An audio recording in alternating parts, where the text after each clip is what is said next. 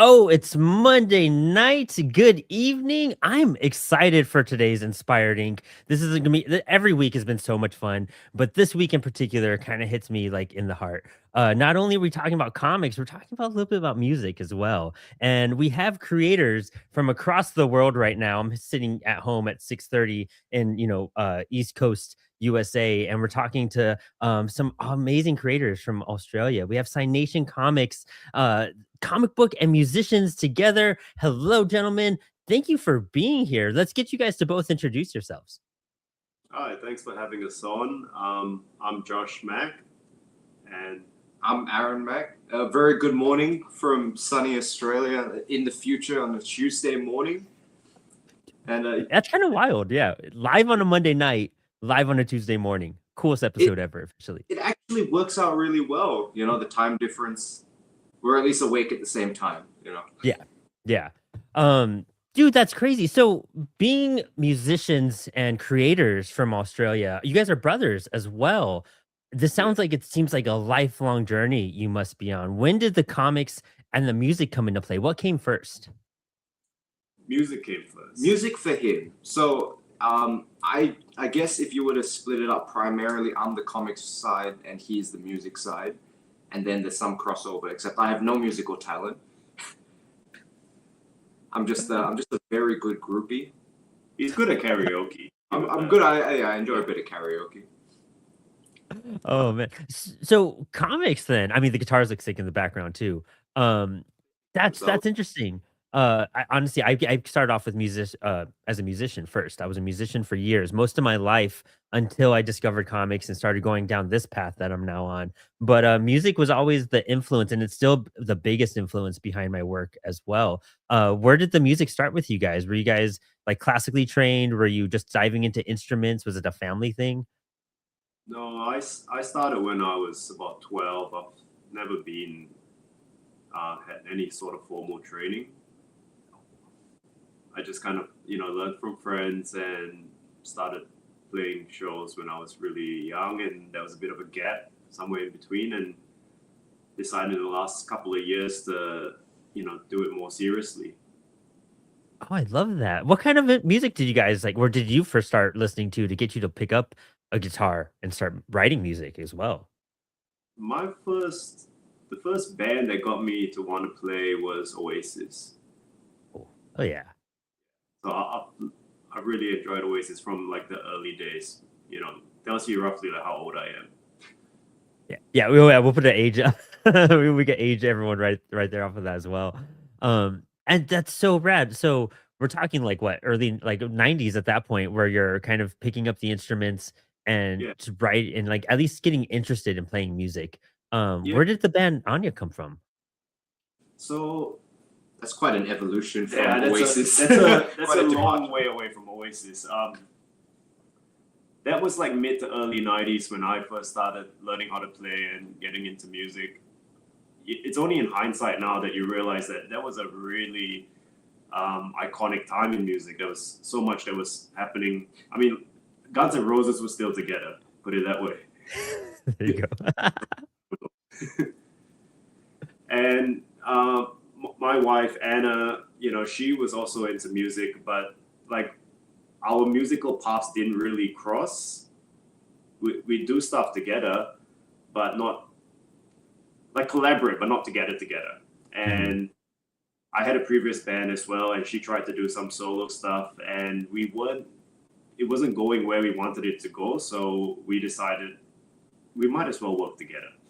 It's silly that we're both trying to pursue different things, and it's not happening. So about 2 years, 2.5 years ago, we decided we'll come together and put this project together. And since then, it's worked out really well. And it was kind Oh of from man. that what the whole idea of the band and the imagery with the outfits and the masks and everything then inspired um, this idea to do a comic book for the band, which was off the back of our first book, Gods Among Men. So we said we'd already done comics, we know how to make a comic book, why not do one for the band? And then that's kind of how the band started to adopt this, really lean to this band with a comic book sort of background. Oh, that's so exciting too. And with the type of music that you guys play, it kind of has like a like symphonic kind of like metal like vibe to it, just to for a quick like sum up of it, of what it kind of feels like when you first listen. And that opens up a lot of opportunities for like storytelling, and everyone on the show probably knows I'm a huge Coheed and Cambria fan. And so Coheed with like their prog, aspects with the comics and the storyline that go into it, that's always been a thing I've adored. When you can mix some of the coolest things of art together and mesh them together and create a broader universe out of it. I think it's so fascinating. I'm surprised more bands don't do that. I have a comic book project, Teenage Babylon, that we're actually writing music for. Instead of doing the opposite of what you guys have the band and did the comics. I'm doing the comic to write music towards. And it's always a fun kind of interesting thing because you're opening up an audience, and I bet at your merch tables it gives you a really cool thing to sell as well. Oh, absolutely. I mean, it's funny because when you mentioned the thing about the band is that I think, especially in Australia, a lot of bands have seen us rock up with a comic book, and they're like, "Wow, that's different," and fans as well, and they're like, "It's something cool." But I think, especially coming on Comix Wellspring, for most people who make comics, they know that comics are not an easy venture to just sort of do as like a dip your toe in kind of thing. So I reckon that's also why a lot of people like the idea, but then when they actually look at the semantics of, all right, so what is involved in making a comic book, they're like, well, that's tough. So shout out to all the people who make comic books. It's not easy what we do. I mean, also, you're complete. Oh, go on. It's much easier for us to get people who are into the comic interested in the band than it was the other way around. The first year that we had as the band and with the comic, it was really hard to bring comics to shows, and you almost have to reteach the audience that, hey, this is something that's our merch. Now it's different. Now like we turn up and they go, oh, they're the comic book guys, and we'll come here to grab a comic, which we probably sell more comics at shows than we do At conventions. Yeah. That's a big thing with creators too. I always tell people to venture out from what the norm is at like a comic convention or an art show and whatnot, because I feel like what you guys are doing, like if I saw a comic at a merch table, for $10 or whatever, or $15, I'm like, yeah, I'm gonna get that one. It's the one thing I can afford, I could walk away with probably. But two, it's like it's connecting you a little bit more intimately with the band. You get some lore out of it, and the lore is always the fun part for me. So just so the audience knows, tell us a little bit about the comic itself and how it connects to the music. So the comic basically, I guess like I'll do a quick sort of brief history on how the idea even came about. Was we shot the music video. I saw that the band kind of looked like comic book heroes, and I just mentioned it in passing. And Josh and Anna went away to shops for like 20 minutes, came back, and he was like, I've got it. I was like, what do you mean you've got it? He's like, I've got the entire concept. So the premise of it is that Anna, the lead singer, because she's always got this really over the top costuming and everything. So she is this interdimensional goddess who comes to our world, and she is putting together a team. We kind of enshroud it in a little bit of mystery as to what exactly the team is for, but we are actually currently working on issue 2, which is going to dive more into that. And there is, there are some evil forces at bay, but it's not quite so straightforward as just good versus evil. They're kind of a bit of an anti-hero-esque team because we're not like clear-cut good guys, so it's more fun that way. Yeah. And that's doing that with Anna especially. Like she's such a great front woman. Like one, vocally and visually just stunning with her outfits and the hair and everything, and she has such a range behind that. But then you circulate that back into a character in a book. How is it? Do you also write and draw? What exactly do you do in regards to the comic and the production side? So we write our creative team. Nice. Yeah, we keep the same creative team that we worked on. So Gods Among Men is our debut title, the one that we currently have the campaign on for now. And that we work with an artist, Ben Sullivan, who is based in Melbourne, local artist, and a colorist named Wilson Go. And these guys they knocked it out the park on the first project. Just such amazing work. So when it came to doing Anna, that we said, of course, we're going to keep the same team, and I think we've got this dynamic that just gets stronger each time. So Josh and I, he comes up with the primary core story notes, or as I like to call them, chicken scratchings, and then I will turn those into sort of like a more comprehensive script that can then translate over to the artist. And so when, you're writing the music too, are you now trying to be conscious of a storyline that could tie into the books more, or trying to get them to fill in gaps maybe? Yes and no. The songs, you see, we wanted both the comic and the music to, yes, there is a cohesion, but on their own, we wanted them to be strong on their own. So it didn't want to be gimmicky, you know what I mean? Like, you don't have to be a fan of our music to enjoy the comic, and you don't have to be a fan of the comic to enjoy our music. Like, they kind of stand on their own. So how we manage that is with each album we do, we have one song that directly ties to the comic, rather than have everything be a concept for the comic. And so that gives you some freedom with that too. I'm sure with writing and expression and just like trying to figure out what works for an album, especially while you're putting out your first few releases. Like you're trying to like not also confine yourself into that box of, well, now we're a concept band. And that's definitive at that point. I didn't want to do that. Yeah, That was something as well that, like, I think looking at, I guess if you consider it the two arms of Anna, like this, right now we've got the comic, we've got the music. It was that we didn't want the comic to be like, oh, this is a band's comic book. Like this could be something that you could pick up at a store. You could read it, go, this is a story that we can get into. And then by the end of the book, you realize, oh, this is about a real life band. So, that way they can both exist in their own realms.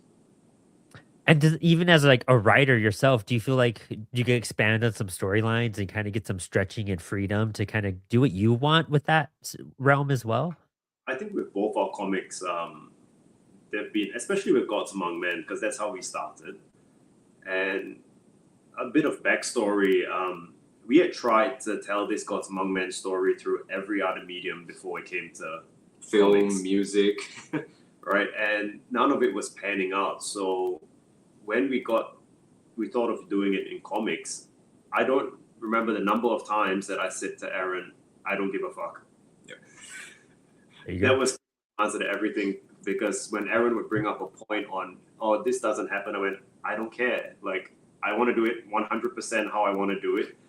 And to our surprise, what we released actually did really well. And a lot of people gave us the feedback that, oh my God, this is something we didn't know we wanted. Well, they actually liked, and I think, whether consciously or subconsciously, they appreciated the fact that it was quite unapologetic, or it wasn't trying to cater to a particular target audience. Like, I think it was more that we created a work and then tried to categorize who the target audience was, rather than make something for that. Yeah, no. Honestly, like if you kind of do that, you kind of stop yourself and then it stops opportunities. And if you're trying to grow and capture audiences and kind of define yourself, this helps bolster you, but it's not everything you're compromised of and or comprised of. And so that's such a smart approach. I've seen a lot of bands try to stick with that concept, and I know even bands like Coheed and Cambria, they struggled at some points where they're like, well, how does this tie in with the storyline? How do we change the storyline? How do we, we finish this part of the concept? What comes next? There's always an expectation of building more and more afterwards. But knowing that there's like, oh, enjoy the music, and then you get this cool side piece of a comic, and that builds off of it. And like even musically, like man, you guys, the production on what your recordings are phenomenal. Right? Have you guys recorded everything in Australia as well? Yeah, we do most of the recording. You're talking about the EP, because Yeah. That's what's out. Yeah, that's what's out. I can't wait for you guys to hear the new material, the debut album, because that's a lot better than the EP. It objectively, I mean, look, I love the EP, and it feels like so long ago now. It was like 3 years now ago. But the thing is, I think seeing the band grow, and since then, like we've gone on tours to Europe and Japan, and there's been some lineup changes, but then you've got new members who are not just skilled, but also really like their hearts are into it, and to see that evolution, I will say that the album completely levels up from the EP. That's so And exciting. we push ourselves a lot in terms of, because we do so many different things, we don't get to allocate a lot of capital to each thing we do. So we cut every possible corner we can.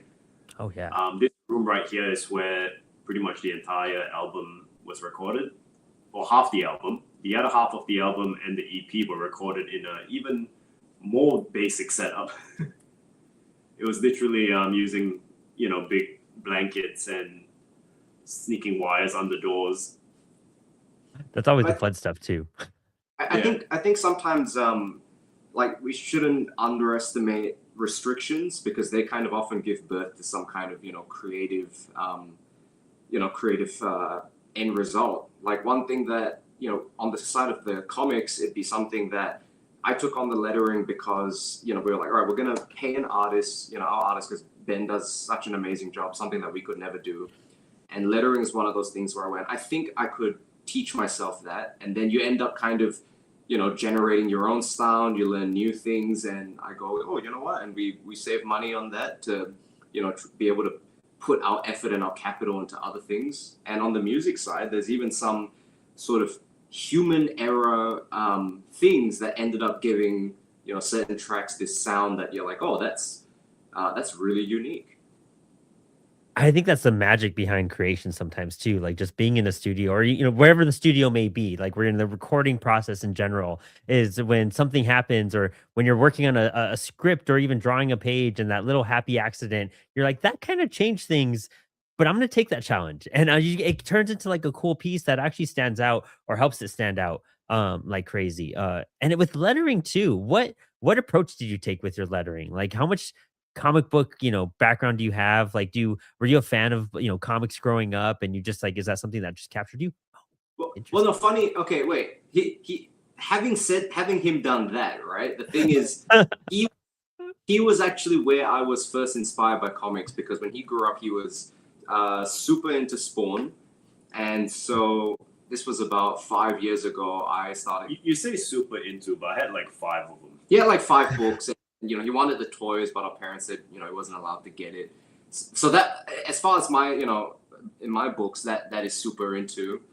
So then I got really into Spawn, and that became sort of my reference point. I was like, look, Spawn looks good, even down to things that I didn't pay attention to before, like the lettering. And I said, I'm just going to letter like them. And I'm like, look, if it looks like, that, then I think we did a good job. And so that was pretty much the approach in the beginning. And since then, I guess I just look at it as whatever can help me, can make the words look neat and doesn't interrupt the art too much, and then you learn new things and little tricks along the way. It's one of those things. Lettering is one of those you don't really notice it until you learn about making comics, and which is how lettering should be. It should be the invisible act. Yes. It brings the clarity. It brings the story. Yeah. 100%. It's hard to do too. I'm not gonna lie. I've done lettering hacks and I've done some hand lettering. I do some digital lettering now, but it is a skill and it does take a lot of effort, a lot of time, and a lot of trial and error of like understanding, tail directions, balloon sizes, how many words fits in a bubble, how much is too much text on one page. So what are some of the best things you've learned throughout your lettering journey so far that you feel are like good advice to people? Talk about the Gods Among Men page. Oh yeah, I'm gonna combine that with the fact that our artist Ben, he's a traditional artist, so it gives us very little room for error because we're kind of like we don't want to tell him like completely rejiggy everything. So to begin with, this is Gods Among Men. That's the first book. So sick. It's the hardcover too, and this is the hardcover edition. And so, for example, this page right here, wow, it ended up becoming, it was this great idea, which we then realized that we'd run into some tricky problems as we went. But then, in sort of navigating that, we created something that I'm a big fan of that page now. That we were able to make sense of the chaos with all these bubbles and going like, all right, which character has to be standing where, and who's saying what. And I think that was something that how that benefited us in the future was that we didn't just become more decisive, but we also sort of really like mapped out visually how the art was going to flow to make the lettering make sense and not make it clash. Yeah, because a page like that, and that's a very great example because that page can get real messy really quick. With when you have more than like two voices and those amount of bubbles kind of going back and forth in the conversation, that clarity is essential. The trailing behind everything, the knowing where to lead people in and out of. Do you map out your pages like by pencil, like kind of thumbnail some ideas to see how it should look before sending it off to your artist? With that one, I think because we already had the script and we knew the dialogue that was going to happen, so we did like pre-warn Ben saying we need a lot of space here. So like whatever you've been told to draw for this scene, just make sure you give us a lot of space. I think ultimately you're right. There are certain things like maybe I'll go, all right, look, this person should be standing on the left of this person. But for the most part, I really like that, like Ben he's worked in comics for about 10 years now. So he really gets, he knows how to handle his approach to art. But I like that there's this flexibility as well, that I'm not like, oh, this scene has to be laid out this way. He's really good at, doing that back and forth. I mean, that's so vital too. Having artists you could collaborate with and kind of speak to, especially if you're like kind of fairly local to each other, it just enhances the project a whole lot. Do you write in like full script, or do you give him some artistic freedoms on his side? Like, what's that communication like for you guys? Well, with everything we do, whether it's comics or the music, one thing that I always say is that it all starts with the story, right? It doesn't matter. Everything that comes after that doesn't matter if the story is no good. So when we start with the story. That's what we adhere to. And if things like the dialogue and the narration are part of the story, we have to make everything else work to suit that. Talk about the one benefit of us being all together is for especially something like Gods Among Men, because it is based on a true story and it's set in Melbourne, is Josh would take us on these excursions.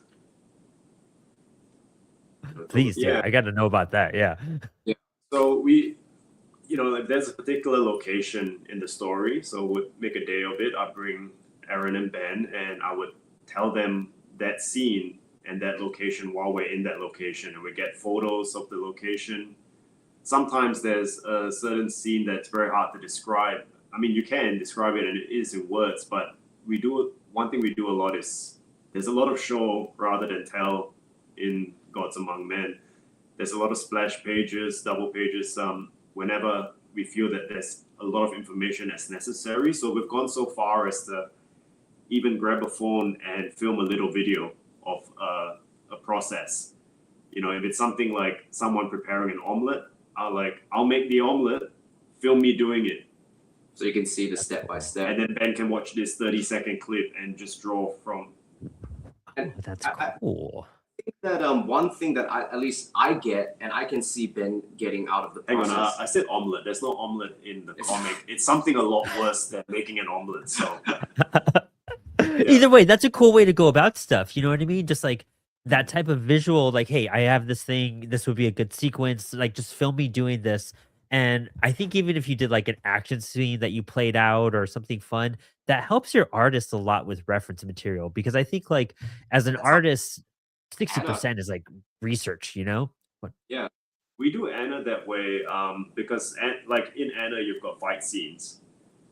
And one thing that like I'm not a fan of in even like bigger comics with fight scenes, for example, Spider-Man.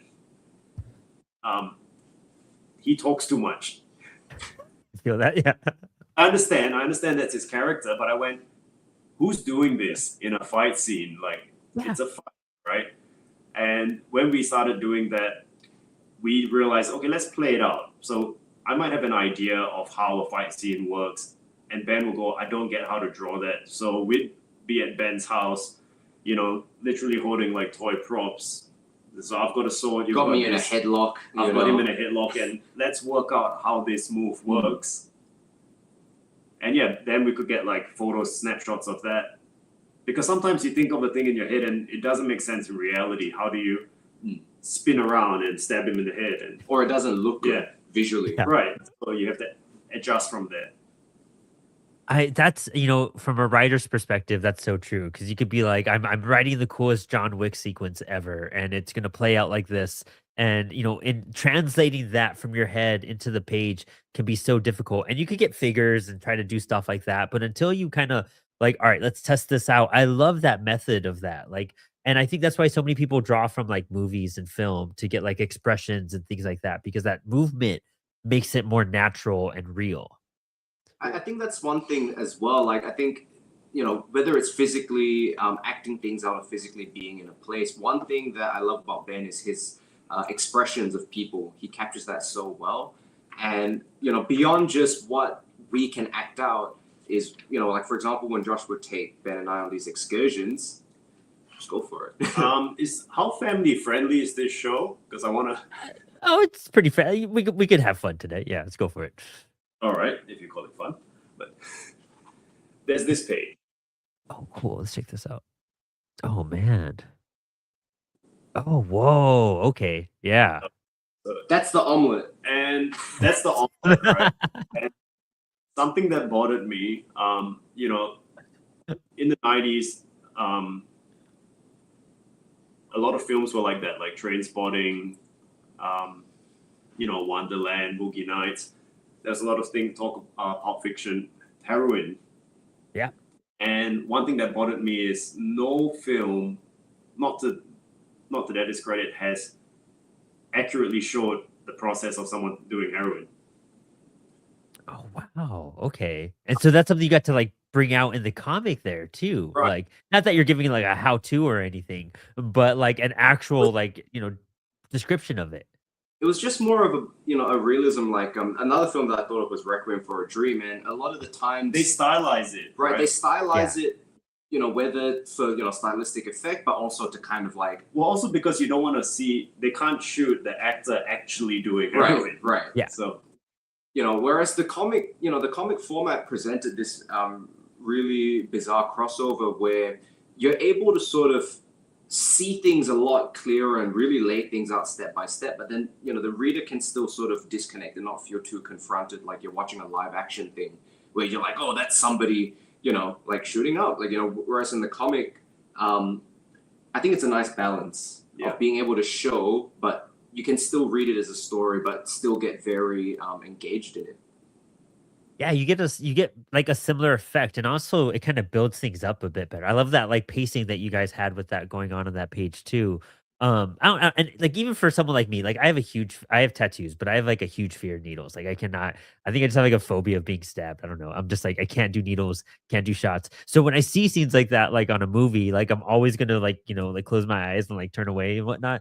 But like in a comic, you're just like, oh, I'm kind of like curious this process. It's an artistic move, not like it doesn't activate the paranoia the same way. And you kind of have that distinction between reality and what's on the page, where you could kind of do more on the page because it's not real. Like if you do that on a film and you start showing that, it kind of gets uncomfortable because you're like, am I in a room with these guys? Is this about to happen? Like, and then you see the needle come out and like it hurts and you twinge. But here you're just like, whoa, something's about to happen and it's happening in front of me. But you don't get that eeriness of oddness that comes with that. That's something that with Gods Among Men as well, because it goes to some pretty dark places. And I think being able to sort of do it in this medium helps people, I guess, like one way we describe it is we said it's all of the realism, none of the risk. And you also have that time to go and digest it and, you know, think upon it, reread it easily and go over all the detail as well. You also decide your own pacing between that. Like in a film, you're sitting there and you could, you know, kind of have them linger in it. Where here, if you're uncomfortable, you can just turn the page. You know, you're done. I mean, you don't got to live through it. We went with like a very loaded approach with our page one. First page, the image is, there's a lot to sort of take in and break down and digest. Yeah. That's cool though. That's a great layout. That's great perspective going on through that aisle as well, that road. Well, a lot of it was, for example, like the first page, if I was to try and like break it down, it's like, we're showing this beautiful cityscape and this is our modern society. And it's set about 20 years ago now. But then when you crack the mirror of society, behind it lies this darker part that is very much a part of our everyday life, but it's just sort of behind, the mirror. And that's what this book is doing. Like it's cracking the mirror and taking you in and showing you this other world that exists alongside ours. And you were saying it kind of has like a poetic like stance to it as well as you read through it. Like, do you get influenced a lot by the lyrics, to kind of like try to feed them in or find moments where you could feed in some of the lyrics and apply to the story? I think the lyrics get fed in by the story, Yeah, but not of Anna. yeah. No, Anna's a different. Anna's Different kind of like a different, like I guess Gods Among Men exists as its own. Oh, cool. We've got two titles that have no business being from the same creators. One is super dark, and And gritty and realistic, and there's no action, which is another thing too. Is that most people when they tackle, they look at it as tackling the crime genre, and you go like, all right, there's gunfights, there's drama, there's all these things, but then we didn't want to sort of like pigeonhole it as, oh, this is a crime book. Like, no, it's really a book about about life. It's about a man trying to save his business, trying to make his way in the world, and crime just happens to be the route that he chooses. Whereas Anna is like anime inspired. There's action, there's cats, there's humor and levity and a bit of darkness still, but it's more more disguised, more disguised. Okay, that makes sense. That's so much fun. I mean, that's kind of cool. You get to expand your worlds like that too, and kind of promote both at the same time. And do you tour with? Are you going to tour with both books as well? And have them on your table. Do you think that's like the push for you guys? We always have Anna on the table, and Mm.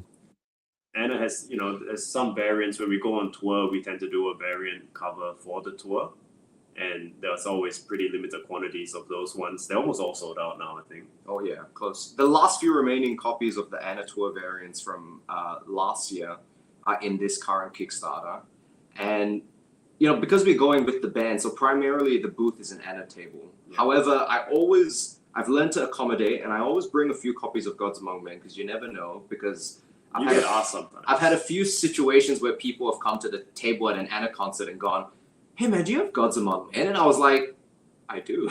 Yeah. So it's not on the table, but it's in his bag.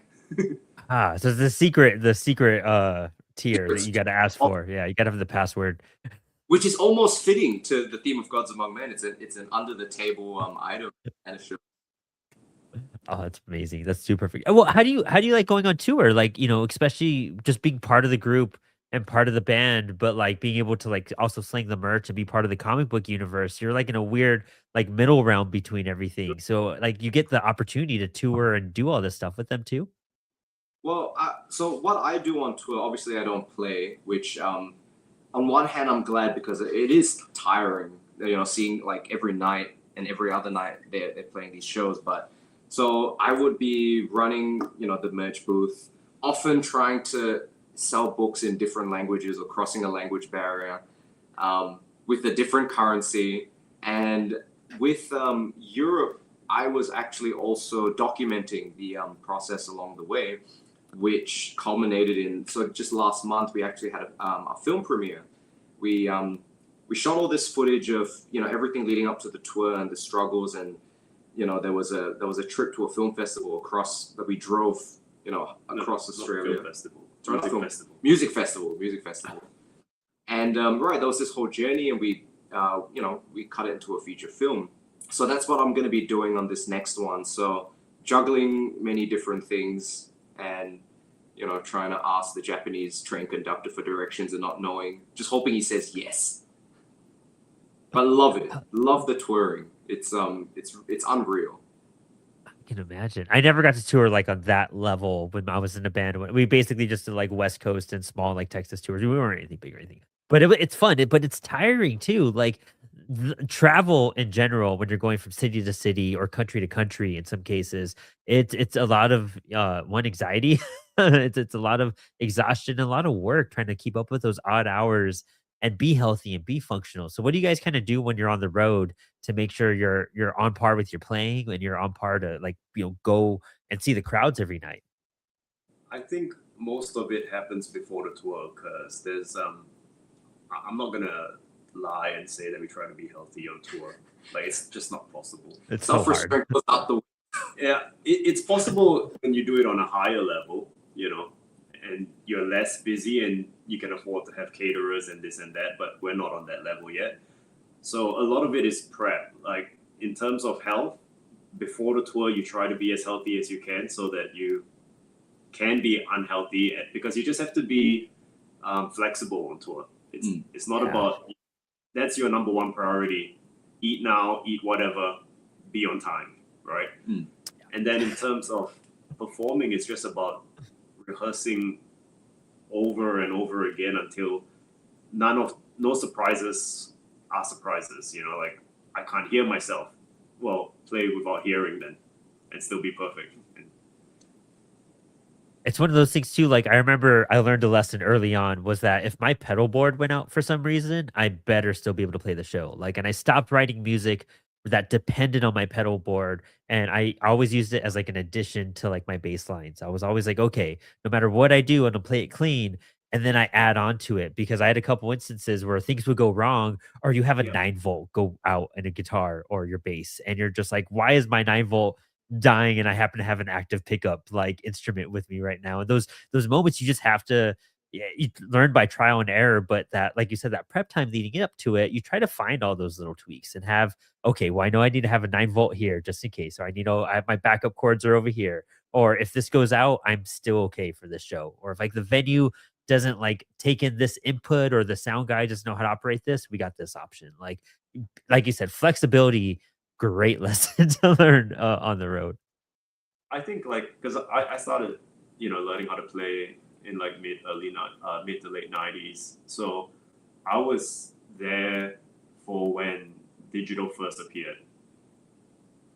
So I saw digital appear and it was crap. Yeah, those early days. Yeah, but it's funny because all the things that are crap are now worth a lot of money, right? And I kind of just like comic books. Yeah, yeah. They get VHSs now. It's crazy. We all threw them out, and now they're worth like hundreds. Well, I feel that younger players were kind of robbed of that. Like, look, I travel with the most modern equipment there is, right? Like, but I don't use it in the same way. I use it for convenience, but like when we went to Europe and we went to Japan, we had the option, like, do you want to rent amps? And I said, yeah, let's just get them. Let's have them with us. It doesn't cost that much more to have them with us. And we ended up playing them for every single show. It was completely inconvenient. Like, we carried it through the snow, we carried it upstairs. But I remembered why we used to play them. And it's not this, it doesn't matter. The argument isn't about, oh, is digital as good as analog? From the audience perspective, they have no clue. Right. Right. But then it has so many drawbacks, or what appears as drawbacks when you talk about inconsistencies and things going wrong, can't find it. But I think that's where the value is. It's not supposed to be easy, because if you only ever learn the easy way and you got comfortable with that, the moment something goes wrong, you're canceling the show. Yeah, honestly, yeah. Yeah, you miss out on these very crucial lessons of what happens when it's unreliable, what happens when it doesn't work. I think that's one thing I love about the live shows. And Josh used this analogy. He said it's the difference between watching somebody walk a tightrope with and without a safety net. Yeah, no, honestly, that's fair. That's a great analogy for that, to be honest. That's a lot of fun. Without the safety net, your heart is, especially if something is about to go wrong or seems like it is, and sometimes they fall and sometimes you catch yourself and recover, and it's amazing. Yeah, and especially like in a live performance, you kind of don't want to let it appear to the audience that you're messing up, and you're always kind of taught that as a musician. Especially if you were like trained in any way, or just like you kind of don't want to let them know you're making mistakes. Like you don't stop playing just because you missed a note. You got to keep on pulling through and like to get to the end of the song, and then try to adjust or do whatever you can to like get it through and seem flawless because the audience is going to notice way less than what you're seeing. And just like with art and with drawing and with writing, you're going to be way more critical of yourself than they are. What kind of gear are you guys what are you using on this tour gear wise to like travel with? Especially Um, for accessibility in that sense. okay. I use a suitcase from Kmart. You Um, still have Kmart, that's cool. I'll use this to plug all the brands I endorse. There you go. So I'm endorsed by Ormsby Guitars. They're an Australian guitar company. These are just at the moment. These are just production range stuff that anybody can buy. They're comparatively pretty inexpensive. I'll go bring one for a close up. Yep. Of course. And in terms of other gear, hang on, we're gonna run around the studio now. Yep, that's the fun part. Get to. Oh wow. I love these guitars, and this is not like a promoted plug or anything. But the first time Josh showed me Ormsby was that I just told myself that these just look like works of art. Dude, yeah. Just really gorgeous guitars. I said I don't even play, but I'd buy one and mount it on my wall. This is the flight case from Quantum Industries, and it holds two of those. And it's literally been everywhere now, all over Europe, all over Asia, and it survived. it survived. Oh man. And for sounds, I have a Quad Cortex, which is one of the Mhm. one of the three main things that most pro bands use. We use it for, you can go straight to the house. It fits little box. But having said that, if I can get an amp at a show, I'll use it with the amp. Oh cool. Nice. Yeah. So, and I use like barely 10% of what it can do. Yeah. You can do a lot of things, but I've limited myself to 5 pedals in the There you go. box, right? Like if I needed to, I could, let's say something horrendously went wrong. I run out to a local guitar shop and pick up, 2 or 3 pedals, and we'll still have a show. So I've kind of put that limitation on myself that you need, if everything, all shit hits the fan, you could go out with a couple $100 and still make it work. Yeah, I mean, especially for a live performance, you again back to flexibility. You have to be versatile in what you could use, and if you have, especially for the levels of what we're talking about, I mean, you're at the indie level of like comics of like music, but you're on that up and up, where you're getting to bigger places, but you're still managing all of your own gear. Like I remember loading up carrying an 8x10 Ampeg cabinet upstairs or 2 flights to get to the top floor of something was just like brutal and hell and the glory days.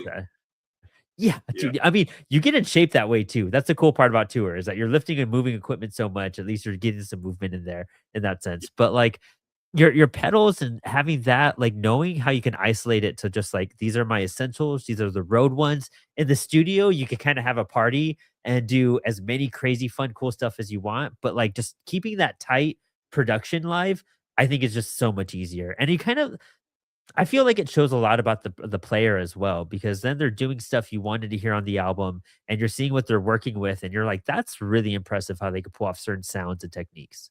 We actually carry that even into the writing and the recording. So like, we're a 5-piece. We have vocals, guitar, bass, keyboards, drums. And I say it to everybody in the band, like whatever you write, yeah, like don't write something. And even in production, we tell the engineer, like, don't do something that's gonna make it impossible for us to play this live. So you don't hear any harmony guitar lines on the album, even though you could, because there's no one to play it with me. Ah, So yeah, we kind of control, because when you're recording and you have all this freedom, right? Like you've got these toys, and I could have 6,000 amps behind me, like, and we just don't allow ourselves to do that. We kind of impose these restrictions because there are no restrictions now. Like no matter your budget, you have access to everything that ever existed. I've actually got a way to connect that over to comic books. this was one thing that in the early stages, I remember when I first. This is when in Josh's I don't care phase when we were doing Gods Among Men, which was I brought up the thing to him about variant covers, and he wasn't a fan of the whole thing of variant covers. And one thing we ended up doing, rather than doing sort of just like different covers of the same book, made of the same materials, we said let's do variant editions. So you've basically got tiers, right? You've got your standard, your entry level range, which is pretty stock standard comic book that you would see. Then you go one level up from there, which is now currently, that's our foil range, our holochrome range, which we print with Comix Wellspring, which is it's a whole exciting story on its own. And then beyond that, we've got our premium hardcover range, which will also include bonus content and everything. So we basically give people multiple ways to engage with the story, but then that actually increase in sort of like in a tier system, from like entry level to rare to collector. Yeah, just a couple of the things that we pepper in. And actually, I do want to show this off, which is This is Comix Wellspring. this is Comix Wellspring. You guys, it was a reel. We did a couple of reels, and you loved it so much, and we collaborated on this piece that's limited to 5 copies. This is number 1 of 5. This is our copy, so this one we're never letting go of. But we are putting, we made 3 available for sale, and they all 3 sold out within like a day. So we're putting the last remaining copy that's sitting in the vault right now up for a giveaway to promote the new album.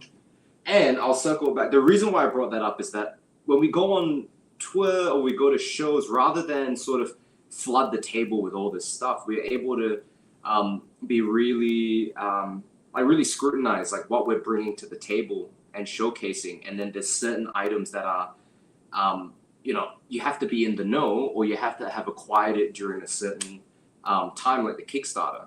Thank you Victor.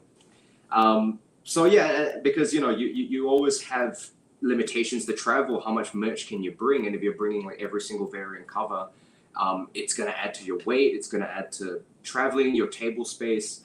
So I think this way, we give people a way to still see the comics at the entry level, and then you've got the rare limited editions that might only have 1 copy, or 2 copies brought to a show, and then other editions where you had to have gotten it at that point in time. That's smart, just like on a business mindset. And I think even like a lot of indie creators can like learn from that too. I've kind of tried, the more I'm doing comics and doing Kickstarters and promoting stuff, I'm kind of realizing that's such a good way to like route to go. You want to find a way to be like, here's for the masses. And then how do we bolster business a little bit so we could also make some extra funds, but give back to like the buyer as well. And that foil option is such a good like rarity to do. And the fact that they're exclusive to just so many. Oh, see, that's gorgeous. That's so great. I love the rainbow shimmer. That and the crazy thing as well, going to Comix Wellspring, was that in Australia we realized this last year. We have hit a bit of a drought of foil printers in Australia, which sucked. But then the benefit that came out of that was Josh was like, hey, you know of Comix Wellspring? I said, yeah. And he said, they do this thing called holochrome. And I said, I've never heard of it. And he said, let's do it. Let's do it for Anna. And it ended up coming, and we're like, oh, we've now got this thing that no Australian printer is doing, and it's this beautiful, and make limited copies of it, and it's like rare and exquisite, and it's just gorgeous. Seeing those posts were just such a pleasure too. They stand out so much. And it's cool having creators like you tag us on stuff too, because I remember one time someone even made a comment and we went to bat for you guys because someone was just being ridiculous about like holding the comic or whatever.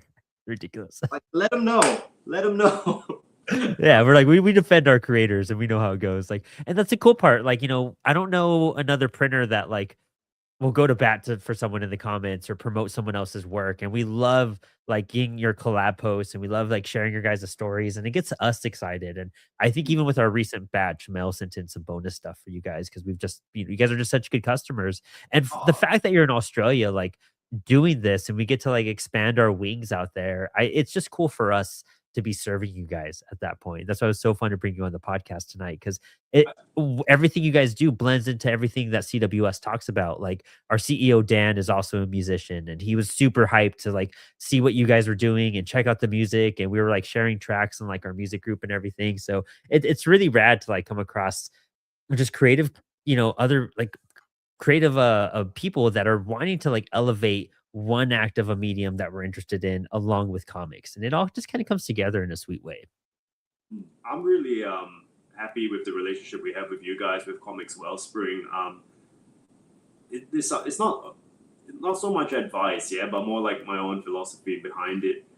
If you look at, I think creatives need to look at business a bit more, and the business side tends to not really understand the creative side. And like to further expand on what I'm trying to say, being involved in comics, music, and recently trying to get involved in film, in general, all these industries, entertainment in general, I think is kind of broken, right? And everybody would agree. Like if I put a comment like that up on YouTube, or you would see like millions of people jump behind it, like yeah, industry sucks. Like okay, but because we're so involved in all of it, we're like, okay, what do you do now? Like we've accepted it's broken, and I think if you look at it a different way, you can't compete on price. You should never compete on price. Like that's a zero-sum game, right? Because we're never gonna compete with a big manufacturer on price. But what we can compete with them on is adding value.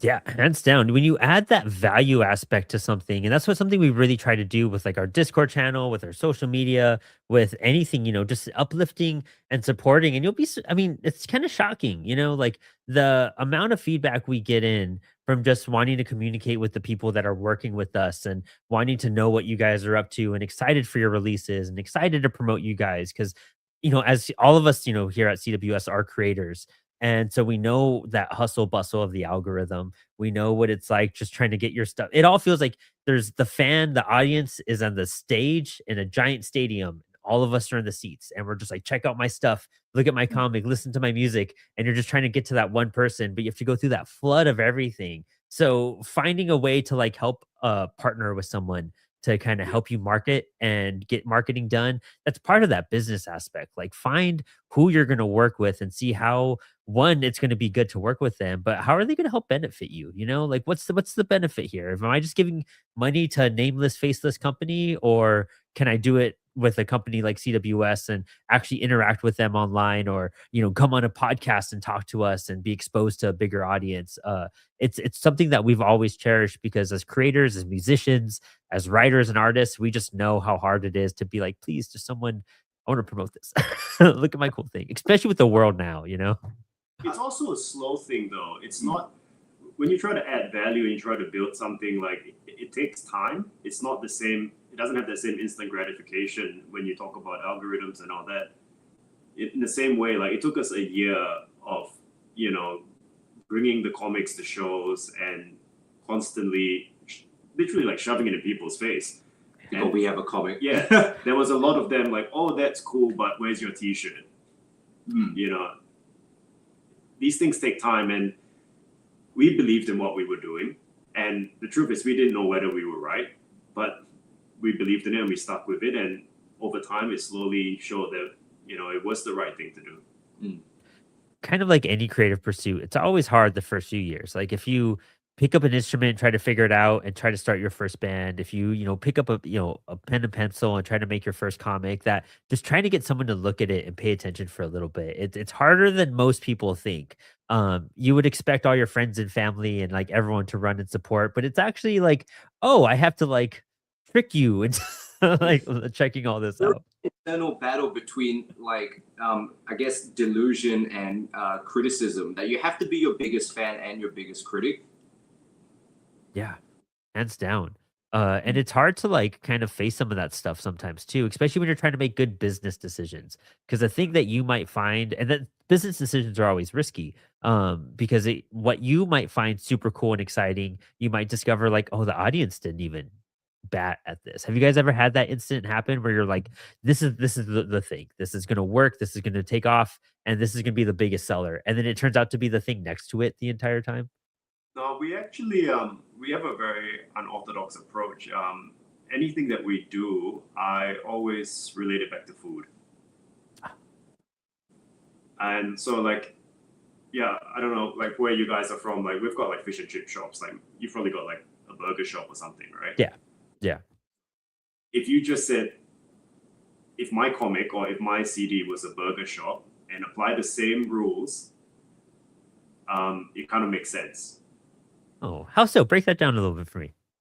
Okay, so one thing that's said very common, especially in the indie community, is like, hey, so and so has put a comic out, let's go support it. That doesn't really apply to a burger shop. You know, if a burger shop has good burgers and people like their burgers, there'll be a queue. You don't hear a burger shop, you know, people trying to support a burger shop. It doesn't really work out that way.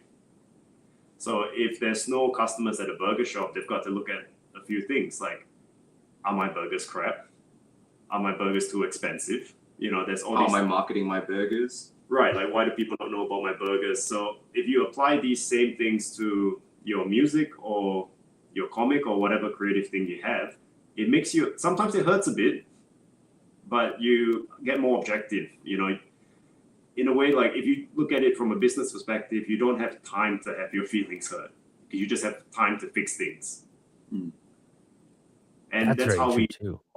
way. You know, if we go off on one tangent that we believed in and it's not working, you know, we don't have time to feel upset about it, and we don't get upset with the wider community because people want what they want, right? And you see, people think that setting up a business is let's come up with a great idea, right? Let's come up with a great idea. So you brainstorm with a great idea, whereas that's not really true. Like great business is more about let's look at the market and see where there's a hole.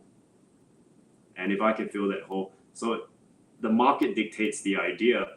In the same way how we do the music and the comic, what we did was, look, I complain about stuff all the time. Like I go to see a film or I read a comic and I've got so many complaints about it. But then I go, okay, what would I do? Right? It's very easy to go and watch a film and very controversial. I'm not a fan of the MCU. Mm-hmm. Vibes. Yeah, that's a whole podcast. I've talked Yeah. about my head. But to sum it up, like why I don't like it is because the approach is let's do this. If this does well, we'll try to milk it. And ultimately, it wasn't story first. Right. It went against my personal rule of let's have one great, complete, finished story of what we want to do, and then we, you know, fit it in. Because that way you would stick to the vision, and even if let's say there was one entry that wasn't quite as successful, you're like, don't worry about it, it'll pay off. Whereas This is, I guess, an example of I think what we feel is a good example, a good embodiment of this would be a lot of the long running, like the legacy anime. You know, things like Naruto. You know, even One Piece is pretty long, but I'll give them credit that they're sticking through to it. they make a point to prove that they know where it's going by dropping in a scene in the first episode or the first few episodes from something that's 700 episodes later. Yeah. Right, and then they vision, and I feel that's more important. But again, it doesn't pay off straight away, and then you have to stick to your vision rather than, you know, let's throw something out, see what sticks, and then we'll put the money where something goes. And yeah, we applied it to ourselves when we made things. Again, a big theme of this episode, being flexible, especially with your storytelling, your art, your production, your business, and knowing how to pivot at the right times when needed instead of just chasing yourself into a hole, being like, well, I started this is going to me now. And it's just like, no, it's not working. Like, figure it out, make it better, like enhance it. Dude, that's epic. And I just saw the time. I can't believe we're already at an hour. This has been such an enlightening conversation from comics to music to tour to just understanding like strong, like good business ethics. And of course, comes a cat popping in right as we sign off. Sebastian, come on, give me one more minute, big guy. And so you guys, anything we have to look forward to? I know your Kickstarter is live right now. It has a few more days left. I'm not sure how many more days, but people can still get Gods and Monsters from your Kickstarter page. Do you guys know how many days left are on as of right now live? We have 12 more days left of the campaign, and pretty much like where we are at this stage is we've got issues 1 and 2 of Gods Among Men up for grabs, as well as we've also made, if you're new, we've made some of the last remaining tour variants of Anna 1 available as well. And of course, the hardcover edition that's going to give you some bonus stuff, and the luxurious, it's a virgin holochrome edition that we're going to do with Comix Wellspring. It's going to be real limited, and I'm looking forward to that one. It's going to be real shiny. I'm super hyped about that. And I can't wait for the post to come through for you guys too. Any updates on music or music releases as well? Yeah, absolutely. Just to finish off on the Kickstarter, like we are fully funded now with 13 days to go. But what I'll say to fans out there is, the better the Kickstarters do, the faster it enables us to bring you the next thing. Mm. So if you want to see more from us, whether you're new or you're already a fan, like please jump on, help us push it as far as we can, and on our part, we'll overwork ourselves and deliver stuff faster and faster. In terms of music, on Friday, we have a new single released, the first single of the new album, and its music video will be out the following Tuesday. In fact, if you go follow us now, you'll get to see the teaser trailer for that. And the new album will come out on the 29th of May, and we will be doing a tour to Asia. I think it's Singapore, Bangkok, and another 11, 12 shows in Japan. Probably the biggest tour we've done to date. And amidst all that, we're working on Anna issue 2, which will be coming out later in the year. Cool, dude, packed with stuff. That's so hype. Oh man, that's exciting. I'm so excited that you guys are on the road as much as you are and putting out this material, because it's a lot of work. Writing music, isn't an easy thing. Making comics isn't an easy thing. Being on the road and traveling to countries like that isn't an easy thing. So like, kudos for you guys putting in the work and making all this happen. And doing it also while you're in a relationship is super rad and exciting and exhilarating, dude. So congrats to you for like being able to fulfill yourself, not only with like your brother, but like have your like family kind of involved with this is a really cool, magical kind of thing. Really, really love what you guys are pumping out, and I can't wait to see all of these announcements and whatnot happen this year. If you ever come to the States, I'll be there. We can't wait. One of our main goals, but working towards it. Love it. Yeah, I know it's a distance too. It's hard for us to, to reach some of those areas.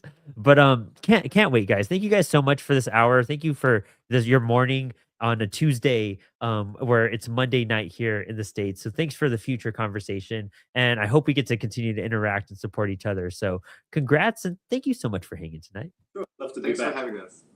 And to our audience, thank you guys so much for joining us. Don't forget, we have Spilled Ink coming up this Thursday. Next week is the print shop, where we're actually going to do a shout out to their campaign. So you guys can check it out there, or you can check it out in the link on the episode description already and back it sooner. So please check them out. And I think that's it for now. Thank you guys so much for hanging. Y'all have a good one. Print